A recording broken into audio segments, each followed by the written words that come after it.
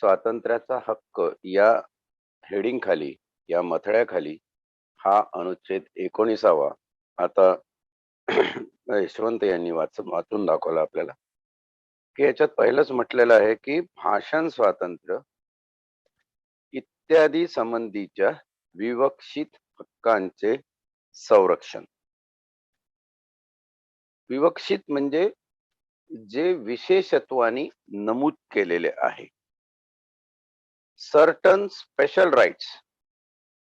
आता हे भाषण स्वातंत्र्य हा शब्द वापरलेला आहे.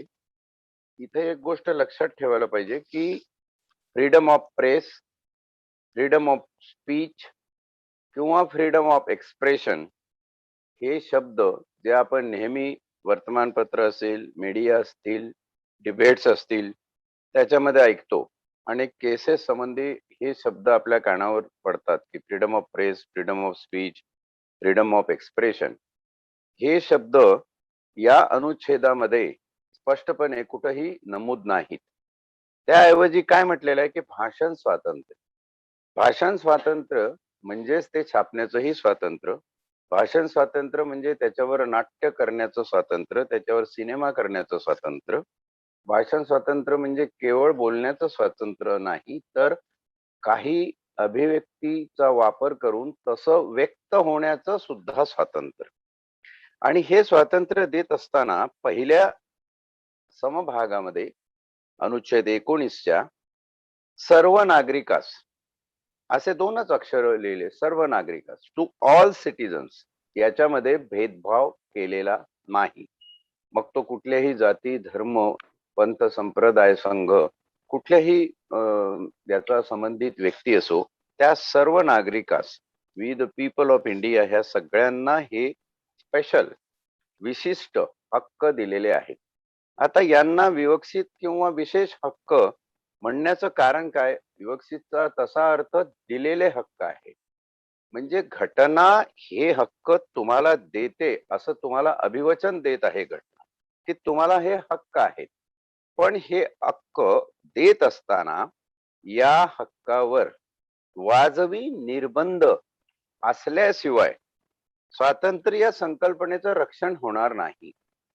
म्हणजे आम्ही स्वातंत्र्य दिलं तुम्हाला अभिव्यक्तीचं, पण ते अभिव्यक्तीचं स्वातंत्र्य अनिर्बंध किंवा अमर्याद आहे असा याचा अर्थ होत नाही. तर या अनुच्छेद 19चं सौंदर्य तुमच्या लक्षात येईल की हक्क प्रदान करणं आणि त्या हक्कावर वाजवी निर्बंध ठेवणं याचं अतिशय सुगम असं मिश्रण तुम्हाला या अनुच्छेदामध्ये बघायला मिळणार आहे. अनेक लोकांचा असा समज असतो की अरे फ्रीडम ऑफ स्पीच दिलेलं आहे, हे बंद केलं पाहिजे, कसलं फ्रीडम ऑफ स्पीच आहे ते. पण तुम्ही जेव्हा याच्या निर्बंधाचा विचार कराल तेव्हा तुमच्या लक्षात येईल की फ्रीडम ऑफ स्पीच हे व्यक्तीच्या, मानवाच्या, त्याच्या अभिव्यक्तीसह जगण्यासाठी किती महत्वाचं आहे. आणि त्याच्यावरचे निर्बंध हे स्वातंत्र्य या संकल्पनेला किती पोषक आहे, कारण तुमचं स्वातंत्र्य हे इतरांचा कर्दनकाळ ठरू नये. तुम्हाला स्वातंत्र्य दिलं याचा अर्थ दुसऱ्या लोकांनी गुलामगिरीत राहावं असा त्याचा अर्थ होऊ नये, म्हणून हे निर्बंध परस्पर पूरक असे वापरले गेलेले आहेत. हा जो सांधा आहे, हे जे सौंदर्य आहे घटनेचं, ते आपल्याला या अनुच्छेदामध्ये बघायला मिळणार आहे. आणि शब्द रचना किंवा शब्दाची पेरणी अशा प्रकारे केलेली आहे की त्या शब्दाचे अर्थ सुद्धा आपल्याला खोलात जाऊन समजून घेतले तर खऱ्या अर्थाने हे संविधान पारायण सिद्ध होईल आणि आपल्याला खरे मतितार्थ काय आहे आणि त्याचा काय अर्थ प्रचलित जीवनामध्ये, नुसतं थेसिस किंवा एखादं प्रमेय रचलं म्हणजे त्याचे अर्थ निर्माण झाले असं नाही. ते प्रमेय किंवा ते सिद्धांत हे मानवी जीवनामध्ये व्यवहार्यरित्या वापरण्यास किती आधार होतो, किती सुकर होतं, याचाही विचार या शब्दांच्या पेरणीमध्ये केलेला तुम्हाला दिसून येतो. जसं इथं सर्व नागरिकास म्हटलेलं आहे आणि 6 प्रकारचे स्वातंत्र्याचे मानदंड या अनुच्छेदामध्ये कायम केले. त्यापैकी पहिला आहे भाषण व अभिव्यक्ती यांच्या स्वातंत्र्याचा हक्क तुम्हाला दिलेला आहे. आता भाषण व अभिव्यक्ती, जेव्हा आम्ही अभिव्यक्ती म्हणतो तेव्हा हे अभिव्यक्तीचा अर्थ आहे मानवी जीवनाला निसर्गतः प्राप्त आविष्कार. या आविष्काराचं आपण थोडक्यात विवेचन असं बघू की माणसाला बोलता येतं, प्राण्यांना बोलता येत नाही, एक्सप्रेसली त्यांचे शब्द नाही, त्यांचे प्राकृत संस्कृत अशा भाषा नाहीत, पण माणसाचे आहे. माणसाला बोलता येतं, माणसाला हसता येतं, माणसाला रडता येतं, माणसाला चालता येतं, माणसाला विचार करता येतो. माणूस हा भावनिक होतो, त्याला बुद्धी आहे, त्याला मन आहे, आणि माणूस हा श्रद्धाळू प्राणी आहे. त्याला कुणावर तरी श्रद्धा ठेवायची असते किंवा ठेवावीशी वाटते मनापासून. कुठल्या देवाधर्मावर ठेवण्यापेक्षा किमान पक्षी आई वडिलांच्या उदरी आपण जन्म घेऊन आपलं मानवी अस्तित्व या भूतलावर साकारलेलं आहे, त्या आई वडिलांची तरी, त्या आई वडिलांवर तरी आपण नितांत श्रद्धा असावी, असा प्रत्येक मानवाचा एक आविष्कार असतो.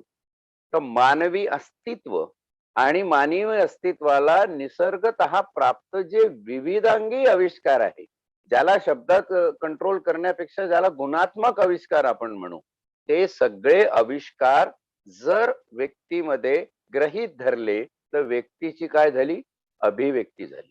आणि म्हणून इथे अभिव्यक्ती स्वातंत्र्य जे म्हटलेलं आहे, हे तुमच्यातल्या उपजत निसर्गोत्पत प्राप्त अशा आविष्काराला दिलेलं ते स्वातंत्र्य आहे. तुम्हाला बोलता येतं आणि मी तुमचे ओठ शिवून ठेवले तर कसं होईल, तुला जगायला देतो, तू जेवण करायचं, पाणी प्यायचं आणि ओठ परत बंद करून ठेवायचे, काही बोलायचं नाही, तर ते खऱ्या अर्थाने त्या व्यक्तीचं स्वातंत्र्य होईल का? नाही. ते एखाद्या गाई बैल पाळीव प्राणी वगैरे असं असतं तशा प्रकारचं ते होईल.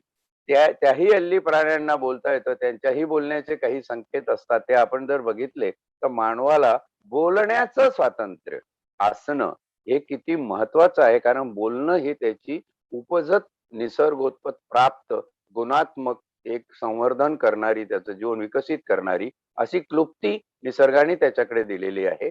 म्हणून त्याचं स्वातंत्र्य आपण अभिप्रेत धरलं पाहिजे. म्हणजे भाषण आणि अभिव्यक्ती याच्या स्वातंत्र्याच्या याच्यामध्ये काय काय आपल्याला कव्हर करता येतं ते आपण इथे बघितलं. त्यानंतर दुसरं आहे शांततेने व विनाशस्त्र एकत्र जमण्याचा हक्क. माणूस हा सामाजिक प्राणी आहे असं म्हटलं जातं. तो एकटा राहू इच्छित नाही. तो कळपानी समूहानी त्याचं कुटुंब एकत्र घेऊन राहतो. त्याची पत्नी असते, घरकुल असतं, मुलं असतात, त्या मुलांचं संगोपन असतं, त्यांच्या संगोपनासाठी तो घर निर्माण करतो. ती घर निर्माण झालं की मग काय बाजूचा शेजारी तो पण तिथे येऊन राहतो, तोही हे करतो. थोडक्यात काय, माणसाला समूहानी जगण्याची एक नैसर्गिक अभिव्यक्ती त्याच्या अस्तित्वात सामील आहे. समूहाने जेव्हा जगतो तेव्हा समूह 2 किंवा 3चा होत नाही, तर खूप लोकांचा समूह होतो. आणि किंबहुना याच संकल्पनेतून माणूस जेव्हा झाडाच्या पोकळीतून निघून आपल्या अंगाभोवती हिरवी पानं गुंडाळण्याच्या अवस्थेत होता, तिथून निघून तो जसजसा नागरिक सुविधा किंवा सिव्हिलाइज सेन्स कडे वळता झाला, त्यावेळी गावं वसली, समूह झाले, वस्त्या झाल्या, वाड्या झाल्या, पाडे झाले. आजही आपल्याला हे आदिवासी भागामध्ये जे स्ट्रक्चर एकंदर दिसतं, हे स्ट्रक्चर त्याच्या समूह वृत्तीचं द्योतक म्हटलं पाहिजे. म्हणजे माणूस अशा प्रकारे एकत्र येऊन जीवन जगण्यावर भर देत असतो. पण ते एकत्र येणं कसं आहे, एकत्र असण्याचा अधिकार तर त्याला निसर्गाने त्याचे गुणात्मक क्लुप्ती करून दिलेली आहे, ते तर आहेत. पण एकत्र येत असताना जर तो शांततेने एकत्र आला नाही, कारण मानवी इतिहास हा भांडणाचाच इतिहास आहे. कुठलाही इतिहास तुम्ही घ्या, ते युरोपियन हिस्ट्री असो, भारतीय हिस्ट्री असो, इतिहास हे युद्धाच्या घटनेचं केलेलं कथन आणि लेखन आहे. या पलीकडे दुसरं काही नाही. अधेमध्ये कोणी संत किंवा काही आध्यात्मिक लोक येऊन बोलतात, ते हे हा एक सगळा भाग जर ठेवला त्याच्यामधला, तर इतिहास हा युद्धाचाच इतिहास आहे मानवाच्या. म्हणून इथे फार योजनापूर्वक पहिला शब्द टाकला आहे, शांततेने व विनाशस्त्र. आता तुमच्याकडे जर शस्त्र असेल, तुम्ही कमरेला बांधून तलवार बांधून जर फिरत असाल, हातामध्ये रिव्हॉल्वर घेऊन जर फिरत असाल, AK-47 जसे लोक आता तालिबान मध्ये फिरायला लागले तशासारखे फिरत असाल, तर तुमच्याकडे कोण येईल? इतरांना तुमच्याबद्दल भय निर्माण होईल.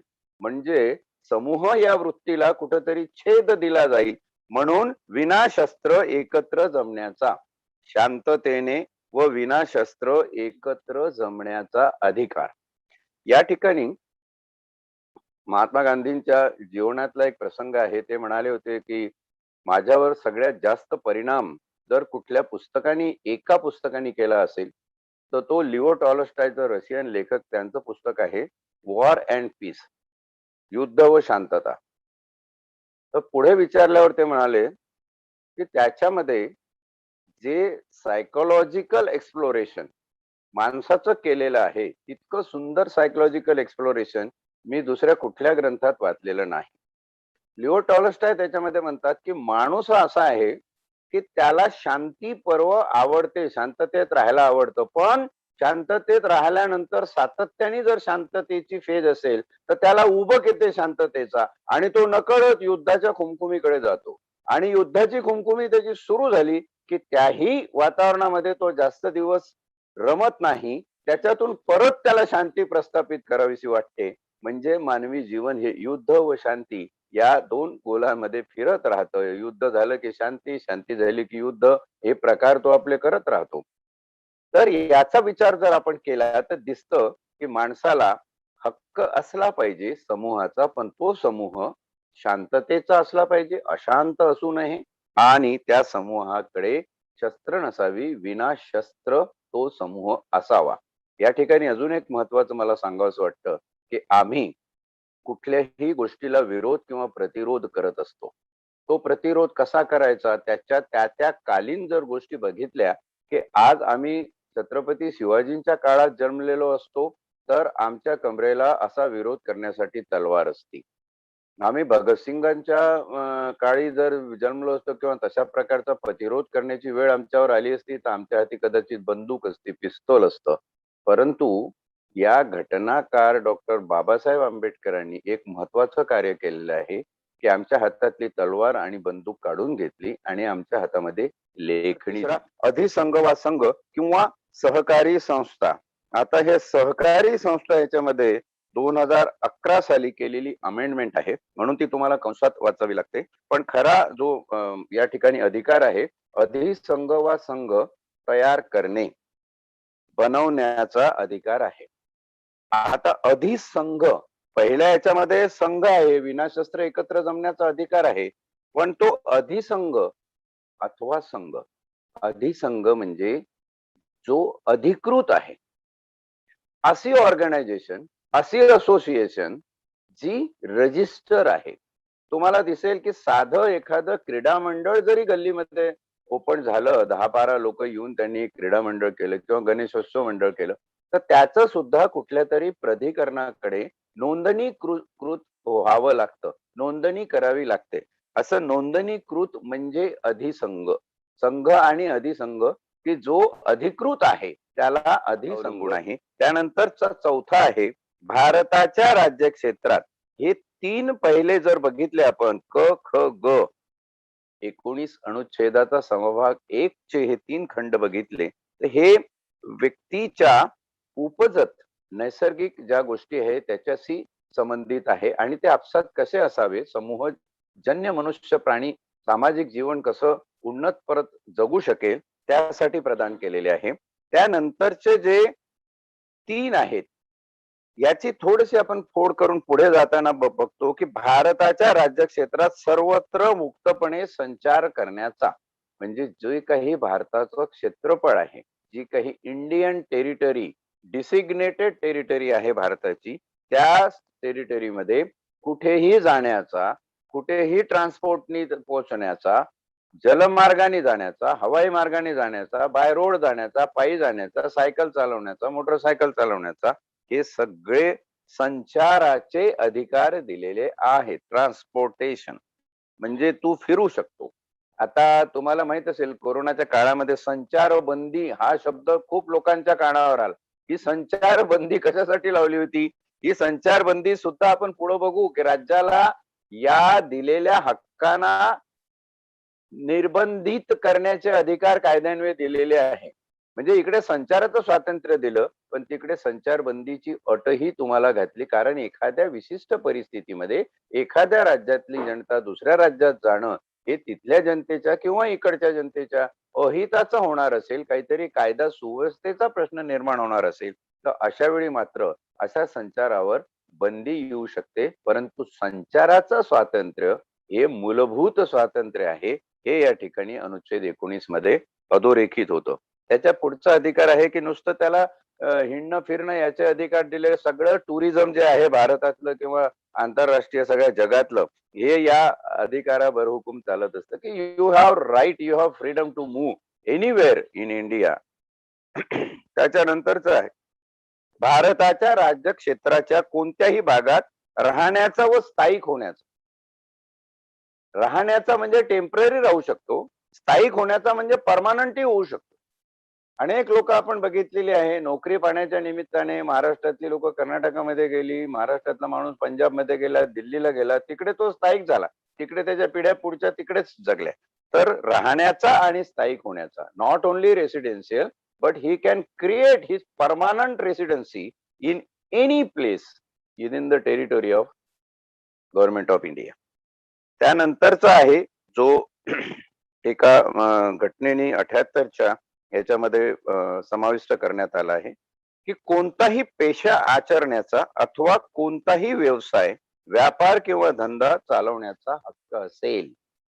आणि या ठिकाणी आपल्याला जात व्यवस्थेला निर्मूलनासाठी हा हक्क किती फायदेशीर आहे याचा थोडासा विचार करावा लागतो. आधीचा जो पायंडा होता की तू एक अमुक जातीचा आहे तर तेच काम तू केलं पाहिजे. कुंभार असेल तर मटकेच बनवले पाहिजे. कुंभाराचा पोरगा डॉक्टर होऊन चालणार नाही किंवा इंजिनियर होऊन चालणार नाही. सुतार असेल तर सुतारच, गवंडी असेल तर गवंडीच, वडार असेल तर वडारकीच काम करायचं. ते पाटे टाकवून खडकातून मूर्त्या आणि बाकीच्या गोष्टी निर्माण करायच्या. वंश परंपरेने काही गोष्टी ज्या चालत होत्या त्याच्यामध्ये माणसाच्या निसर्गोत्पत अभिव्यक्तीला जो आळा घातलेला होता तो ह्या अधिकाराने दूर केलेला आहे. कोणताही पेशा आचरण्यात, तुम्ही कोण आहात, कुठून आलेला आहात, त्यापेक्षा तुमच्यामध्ये पॉलिटिक्स काय आहे, तुमच्यामध्ये गुणसंवर्धन कुठल्या प्रकारचं आहे, त्यानुसार तुम्ही तुमचा व्यवसाय, व्यापार किंवा धंदा चालवण्याचा हक्क असेल. अशा प्रकारचे हे अधिकार या 19 अनुच्छेदाच्या समभाग 1 मध्ये आपल्याला देण्यात आलेले आहे. किंवा भारतात स्थापन झालेल्या सरकारला त्यांच्या मातृ पितृ संस्था कशाही प्रकारचं बाळकडू देत असो तरीही भारतामध्ये तालिबान निर्माण होऊ शकत नाही जोपर्यंत भारताचं हे संविधान कायम आहे. ज्या दिवशी संविधान नष्ट होईल त्या दिवशी काय अराजकमय परिस्थिती होईल ही कोणी सांगू शकत नाही. पण हे संविधान इतकं मजबूत आहे. हे संविधान एक तर लोकशाही तत्वांवर आधारित आहे, जनतेचा त्याच्यामध्ये सहभाग आहे. केवळ सहभाग नव्हे तर जनतेचं सहजीवन कसं सुकर रीतीने जगता येईल याची मूलभूत मांडणी केलेली आहे. मानवाचं कायदेविषयक वर्णन काय असू शकतं त्याची ही मांडणी आहे. उदाहरणार्थ आता आपण इथं 19 अनुच्छेदाच्या समभाग 1 मधलं दुसरा हक्क जेव्हा बघितला की शांततेने व विनाशस्त्र एकत्र जमण्याचा, जर हा हक्क किंवा हा अधिकार त्या ठिकाणी तालिबान मध्ये असता, त्याच्यावर निर्बंध असते की तुम्ही एकत्र येऊ शकता पण तुम्ही शस्त्र एकत्र आणू शकत नाही, तर तालिबान मध्ये हा उत्पात झाला नसता. तुम्ही शांततेत जमू शकता पण अशांतता निर्माण करण्यासाठी आता काही व्हिडिओ बघितले कशा प्रकारे लोकांना टेरराईज केलं जातं. त्या एअरपोर्टवर जीवघेणी गर्दी आहे की विमानाच्या कुठल्याही भागावर आपल्याला चढून कसं या देशातून जाता येईल म्हणजे जीवासाठी प्रयत्न करणारे लोक 20 ते 25च्या वरती मृत्यू पावलेले आहे विमानाच्या टपावरून पडून. म्हणजे आपल्याचकडे ही वृत्ती आहे अशातला भाग नाही. ही तालिबान मध्येही दिसून येते की एसटीच्या टपावर चढून आपण प्रवास करतो तर त्यांना वाटलं की विमान म्हणजे एसटीच आहे, आपण बसून आपलं चालावं ह्याच्यावर बसून, पण ते विमान आहे, शेवटी जीव जाऊ शकतो. पण ही वेळ तिथे का आली? कारण भययुक्त समाज आपण त्या ठिकाणी निर्माण केला आणि आपण त्या विरुद्ध भयमुक्त समाजाची निर्मिती करतोय. यावेळी आपले पंतप्रधान म्हणाले, थोडंसं अनाकलनीय वाटतं, की स्वातंत्र्याच्या फाळणीचं जे भय आहे त्याच्या मुक्तीचा दिवस 14 ऑगस्ट मानावा. हे तर भय आता जमान्याचं भय ते केव्हाच. आपण बराचसा 70 वर्ष पुढे आलेलो आहोत. 70 वर्ष मला एखाद्या गोष्टीचं भय वाटलं असेल माझ्या याच्यामध्ये, पण ते माझ्या नातवंडाला वाटेलच अशातली काही गरज नाही, कारण त्याच्याकडे ते एन्काउंटरिंग सिच्युएशन नाहीये. म्हणून त्या प्रकारची आठवण करून देण्यासाठी भयमुक्त जरी त्याने वापरलं असलं तरीही माझ्या दृष्टीनं ते थोडंसं अनुचित आहे. कारण त्या भयाचा आता संदर्भ देणं बरोबर नाही. पण त्यातल्या त्यात ते म्हणतात की भयमुक्त, आणि भयमुक्त या शब्दामागची कल्पना अशी आहे की मी इथे सुखाने जीवन जगू शकतो, असा विश्वास माझ्यात आहे, असा भरोसा माझ्यात आहे. आणि हा भरोसा कोण देतं? सरकार भरोसा दिला पाहिजे असं घटनेत लिहिलेलं आहे. म्हणजे खऱ्या अर्थाने हा भरोसा की तू इथे सुखाने जगू शकतो, हा भरोसा कोण देतं? तर ही राज्यघटना देते. आणि अशी राज्यघटना तालिबान आणि अफगाणिस्तानात नाही आहे. किंबहुना पाकिस्तानात सुद्धा या घटनेचं थोडंसं प्रारूप आहे, पण पूर्णपणे आपल्यासारखी लोकशाही प्रचूर घटना नाही आहे. कुठंतरी ती एखाद्या धर्माच्या पठडीखाली, धर्मांधतेच्या सावटाखाली गेलेली घटना आहे. म्हणून त्या ठिकाणी तसे उत्पात आपल्याला बघायला मिळतात. खरं तर धर्म ही संकल्पना तुम्हाला समानता, समतेचे मंत्र देऊन पुढे न्यायला शिकवते. खरी ही आध्यात्मिक संकल्पना आहे. जे अध्यात्म तुम्हाला माणसासारखं माणसाशी वागून माणसांनी जगावं असं शिकवत असतं. परंतु झालं काय, की केळाच्या साली एवढ्या महत्वाच्या झाल्या की आतल्या गऱ्याला कोणी बघतच नाही. सालीचे रंग बदलतात, कधी हिरवा, कधी पिवळा, कधी निळा, कधी लाल. तर कॅनडामध्ये एक लॅबोरेटरी आहे, त्याच्यामध्ये बॉटॅनिकल गार्डन आहे. त्याच्यामध्ये ज्या सालीचं केळं तुम्हाला पाहिजे त्या रंगाची साल मिळू शकते. म्हणजे सालीचे रंग बदलतात तसे धर्माचे रंग बदलतात. कधी निळा असतो, कधी पिवळा असतो, कधी भगवा असतो, कधी लाल असतो, कधी हिरवा असतो. पण आतला जो गरा आहे केळाचा तो कुठेही बदलत नाही. जगभर केळ आहे तसंच आहे आतलं. तर हे सालीचे रंग म्हणजे आतला गरा हे अध्यात्म आहे, आणि केळावरची जी साल आहे तो धर्म आहे. पण तुम्ही त्या सालीलाच महत्व द्याल तर त्या सालीचं एक गुणधर्म आहे. कधीतरी पायाखाली आली ती की पाय घसरून कंबरडं मोडल्याशिवाय राहत नाही, तुम्ही पडता. तसे हे धर्मांध शक्तीचे देश कोलमडून पडायला लागलेले. अफगाणिस्तानचं पतन त्या दृष्टीनं वादविवादाचा भाग जर सोडला, हा एक आंतरराष्ट्रीय गेम आहे, तसा कॉमर्स आणि ट्रेडचा गेम आहे. त्याचं विश्लेषण आता इथं उचित होणार नाही यावेळी करणं. ते नंतर कधीतरी दुसऱ्या एखाद्या याच्यामध्ये आपण बघूया. परंतु मुख्य भाग इथं समजण्याचा असा आहे की अति धर्मांधता ही कशी घेऊन बुडते, तशा प्रकारे तिथं आज जी अराजकमय परिस्थिती झालेली आहे हे केवळ धर्माच्या अतिरेकी विचारांनी केलेली आहे. आणि एका धर्मात एक अतिरेकी निर्माण झाला की मग दुसऱ्या धर्मातला त्याच्याहून मोठा अतिरेकी होण्याचा प्रयत्न करतो, आणि अशा रीतीनं दहशतवादाच्या खाईत आपण मानव जातीला लोटतो आहे. याचं महापाप त्या ठिकाणी तालिबाननी त्याचं उत्कृष्ट उदाहरण जगासमोर ठेवलेलं आहे. आणि म्हणून या सगळ्यांना रोखण्यासाठी आपण जो घटनेच्या प्रियांबल मध्ये शब्द बघितला की धर्मनिरपेक्ष आणि धर्मांधता, त्याच्या मधला जो एक आहे सर्व धर्म समभाव वगैरे, ह्या ज्या गोष्टी आहे ना, या घटनेने फार पक्क्या केल्या हो. फ्रेम एवढी मजबूत आहे, भारतीय राज्यघटनेची फ्रेम एवढी मजबूत आहे की ही घटना जोवर कायम आहे तोपर्यंत भारतात हे तालिबान सारखे उत्पात होऊ शकत नाही. याच्यावर एक नागरिक म्हणून माझा तरी विश्वास आहे, आणि इतरांनी विशेष करून युवकांनी यावर विश्वास ठेवावा असा माझा आग्रह आहे सर्व तरुणांना. तर एक प्रश्न असा आलेला आहे आता की जर शांततेने व विनाशस्त्र एकत्र जमण्याचा अधिकार आहे तर मग कोणतंही आंदोलन, मोर्चा, रॅली काढत असताना परवानगी का मागावी लागते? त्याच्या पाठीमागची भूमिका काय? हो, आपण जसं पुढे येऊ तेव्हा त्याच्याबद्दल एक्सप्लेनेशन होईलच. पण ती परवानगी अशासाठी मागावी लागते की शासनाला हे अधिकार आहे कायद्याने की आज तुम्ही शांततेत आहात, आता तुम्ही शांततेत जमले, तुम्ही लिहून दिलं की आम्ही शांततेतच हा मोर्चा काढू. पण आता अनेक उदाहरणं अशी आहेत की मोर्चा निघाला आणि नंतर तो मोर्चाचे जे संघटक आहे त्यांच्याच अखत्यारीत राहिला नाही, आणि त्या मोर्चाने पुढे उत्पात केले. असा मोर्चा, कारण mob psychology sometimes become mad psychology असं म्हणतात. समूह एकत्रित आला, वेगवेगळ्या प्रकारची लोक आरडाओरडा करायला लागली की काहीतरी भलतीच रणधुमारी तयार होते. आणि मग अशा वेळी तुमच्या हातून काही चुकीचं होऊ नये त्यासाठी ते निर्बंध घातलेले आहेत. आणि या घटनेमध्येच राज्याला अशा प्रकारचे निर्बंध घालणारे कायदे करण्याचा अधिकार दिलेला आहे. सौंदर्य घटनेचं बघा की ज्या घटनेने तुम्हाला हक्क दिले, अधिकार दिले, त्याच घटनेने त्या हक्कांवर निर्बंध सुद्धा लावून टाकले. मोठ्यातला मोठा असेल म्हणजे आपली पार्लमेंट, संसद, आपल्या संसद ही सर्वोच्च आहे, नो डाऊट सर्वोच्च आहे. पण प्रिॲम्बल मध्ये, प्रस्तावने आणि उद्देशिकेमध्ये आपण जेव्हा बघितलं की संसदेचे अधिकार सुद्धा अनिर्बंध नाहीत, असं जेव्हा भारतीची केस आपल्याला, केशवानंद भारतीची केस सांगते, तेव्हा आपल्या लक्षात येतं की बंधनं हे किती महत्वाची आहेत. आणि म्हणून एक प्रकारचं परवानगी मागणं पोलिसांकडे हे सुद्धा एक बंधन टाकलेलं आहे. आणि जर तुम्ही निटोपाट व्यवस्थित केला असेल तर तुम्हाला काही त्याच्यामध्ये त्रास होण्याचं कारण नाहीये. किंबहुना कधी कधी पोलीस काय करतात की अशा प्रकारचे मोर्चे तुम्ही काढले, त्या मोर्चाची परवानगी जरी घेतली नाही तरी तो घटनेत हक्क आहे, तुम्ही करू शकता. पण अनेक संघटनकारी लोकांना माहिती असेल की अशा वेळी, आंदोलनकारी लोकांना कल्पना असेल की अशा वेळी पोलीस 149 CRPC ची नोटीस तुम्हाला देतात. ही नोटीस कशासाठी असते की तुम्हाला हक्क आहे, तुम्ही ते करा, पण याच्यातून काही अशांततामय, काही गैरमार्गाने काही गोष्टी जर घडल्या तर त्याच्यासाठी तुम्हाला जबाबदार धरण्यात येईल. हाही कायद्यामध्ये प्रावधानित केलेला भाग एक युवकांनी लक्षात घ्यावा.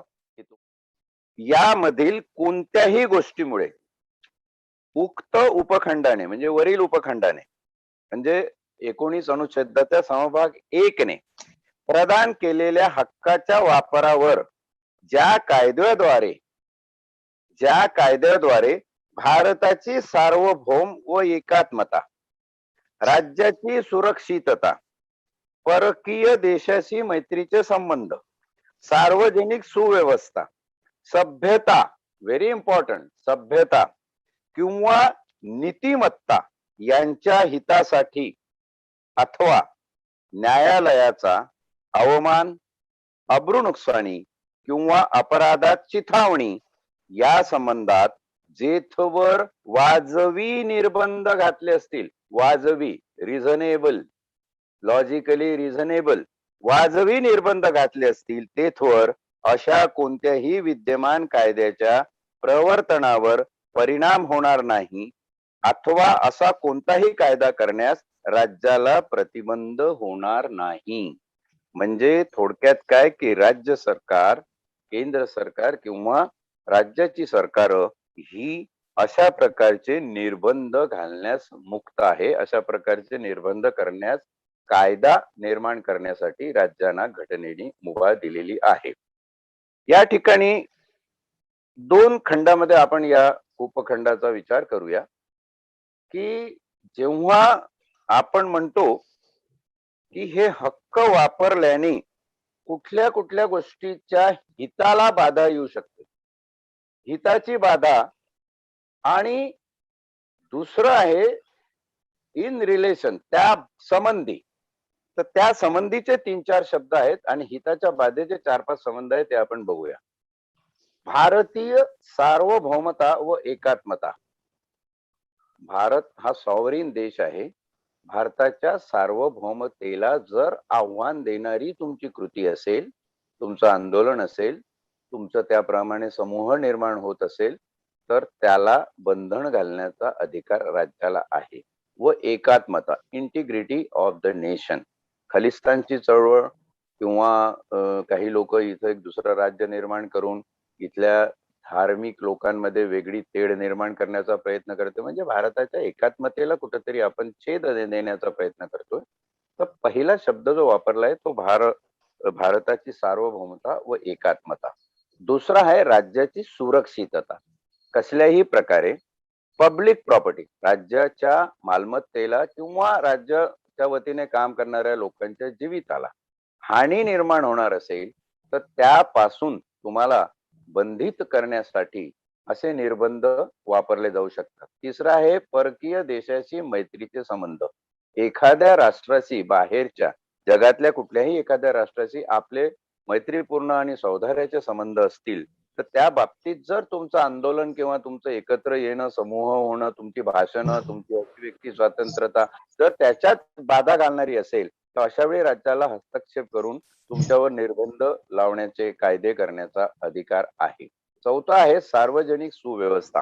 दिस इज व्हेरी इम्पॉर्टंट. जे सर्व आपल्या लोकांना सार्वजनिक सुव्यवस्था म्हणजे एखादा मोर्चा काढून जर तुम्ही ट्रॅफिक जाम करत असाल, रस्ता रोको सारख्या गोष्टी आहे किंवा ट्रेन बंद आंदोलन आहे किंवा भारत बंद आंदोलन आहे, हे तुम्ही करत असाल तर याच्यात काय आहे की सार्वजनिक सुव्यवस्थेला धोका निर्माण होऊ शकतो आणि अशा वेळी ही एक चौथी बाब या ठिकाणी इन्क्लूड केली आहे. पाचवी आहे सभ्यता आणि नीतिमत्ता.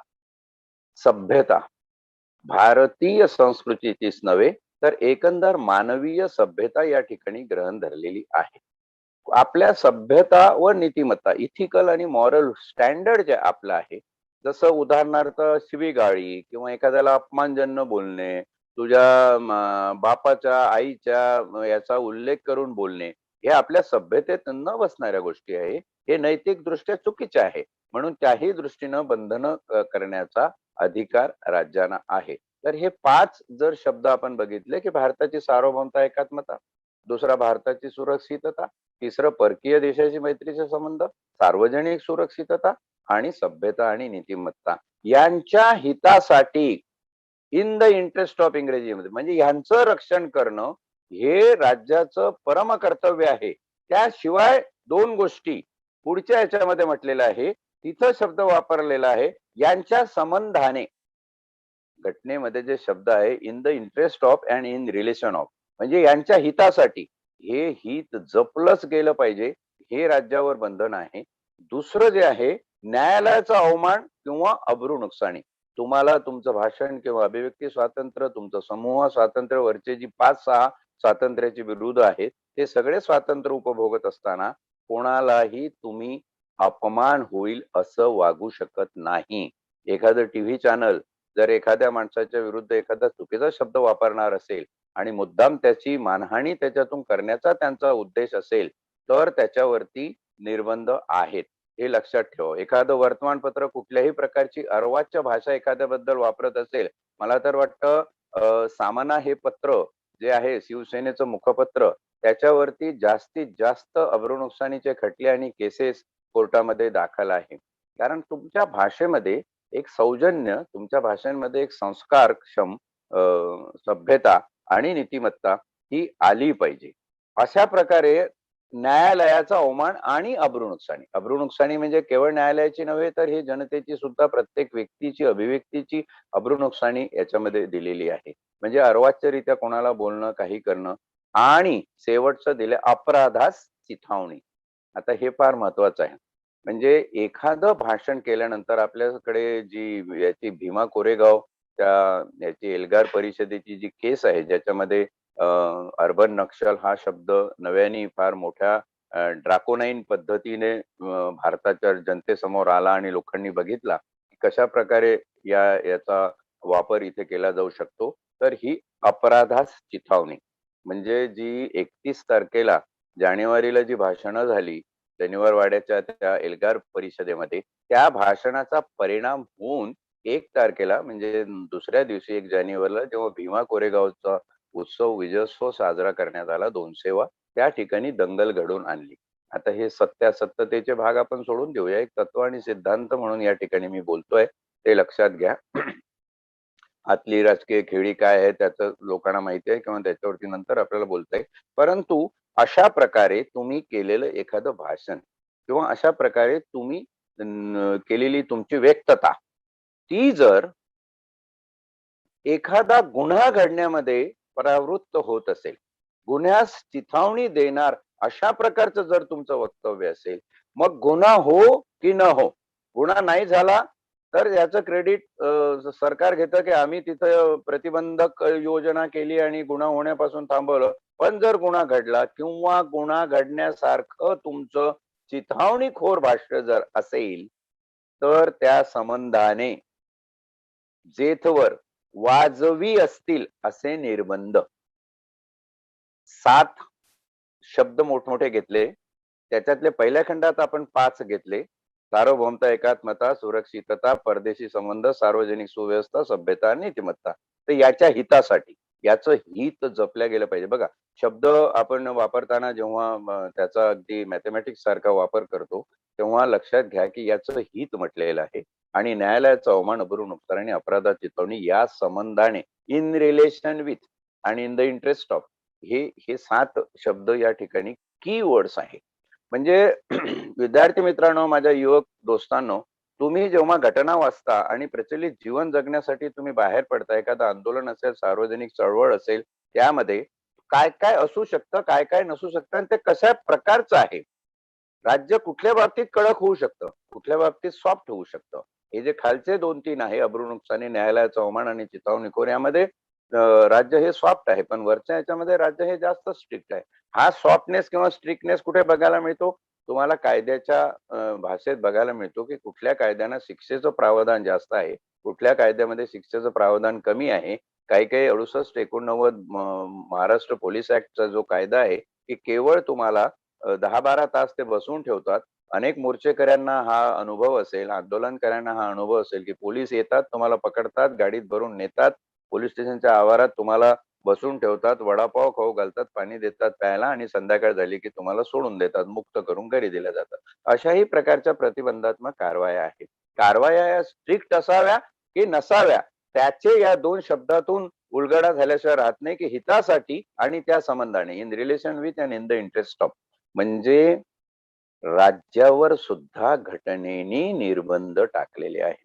राज्याला अधिकार दिले तुमचे हक्क नियंत्रित करण्याचे, नियमित करण्याचे, विनियमित करण्याचे. याचा अर्थ असा नाही की राज्याला सगळेच अधिकार दिले, राज्य पाहिजे तशी अरेरावी करून तुमचं दमन करू शकतं, नाही. राज्यावरती पण बंधनं टाकलेली आहेत आणि ती बंधनं आहेत वाजवी वाजवी वाजवी निर्बंध. हा शब्द रिझनेबल इतका मस्त शब्द आहे, मराठीतला फार गोड शब्द आहे, की तो बोलला म्हणे माझ्याशी, पण ते काय त्याचं बोलणं वाजवी नव्हतं, गैरवाजवी बोलत होत. आपण जेव्हा गैरवाजवी म्हणतो ना एखाद्याला, तेव्हा समजून घ्या की हा काहीतरी त्याची मर्यादा ओलांडून बोलत होता. शिवीगाळ करण्याची गरज काय होती? अहो, असे अर्वाच्य भाषा वापरण्याची गरज काय होती? म्हणजे तुम्ही अवाजवी पद्धतीनं ते हाताळलं. तसंच राज्यावरती पण हे बंधन घटनेने घातलेलं आहे, की तुम्ही अवाजवी निर्बंध घालू शकत नाही. आता अवाजवीचा तराजू माप कसा करणार? की तुमचे मूलभूत हक्क जे आहे, स्वातंत्र्याचा, फिरण्याचा, हिंडण्याचा, व्यवसाय करण्याचा, एखाद्याच्या दुकानामध्ये काही गुन्हा झाला असेल तर तो त्या याच्या पुरता असेल. याचा अर्थ तुम्ही त्याचा व्यवसाय बंद करू शकत नाही. केला तरी तो काही दिवसापुरता असतो. इन्कम टॅक्सची रेड झाली, इन्कम टॅक्सचे लोक सील करतात. ते काही दिवसापुरतीचे कालमर्यादित असतात. ते अखंडपणे तुम्ही त्याला अडवू शकत नाही. म्हणजे तुमचे जे हक्क आहेत ते तसेच ठेवून तुमच्यावरती निर्बंधही लादले गेले पाहिजे, जेणेकरून उद्देश एक आहे की या समाजामध्ये, या देशामध्ये, या राज्यामध्ये आपल्याला शांततामय सहजीवन जगता आलं पाहिजे. शांततामय सहजीवन हा एक शब्द या 19व्या अनुच्छेदाचा मूलमंत्र आहे असं मी म्हणेल. आणि मला वाटतं यशवंता, आपण आज इथे थांबूया, कारण पुढच्या ज्या हक्काच्या आणि त्याच्यावरच्या निर्बंधाच्या गोष्टी आहे आणि काही केसेस आहे, तर या 19व्या आर्टिकल, कारण हे महत्वाचं आर्टिकल आहे, याच्यामध्ये ह्या संकल्पना स्पष्ट होणं फार महत्वाचं आहे. त्या अनुषंगाने तुमचे काही प्रश्न असतील तर तेही उद्याच्या भागात आपण घेऊया आणि उद्या आपण 19 आर्टिकल पूर्णत्वास नेऊया असं बोलून मी आज इथेच थांबतो. धन्यवाद. खूप खूप धन्यवाद सर. आज आपण 19व्या भागामधले अतिशय महत्वाचे स्वातंत्र्याचे असणारे अधिकार जे आहेत त्याच्याविषयी जाणून घेत आहोत, आणि त्या अधिकाराबरोबरच निश्चित केलेल्या जबाबदाऱ्या ही त्याची दुसरी बाजू देखील आपण या ठिकाणी आज मांडलेली आहे.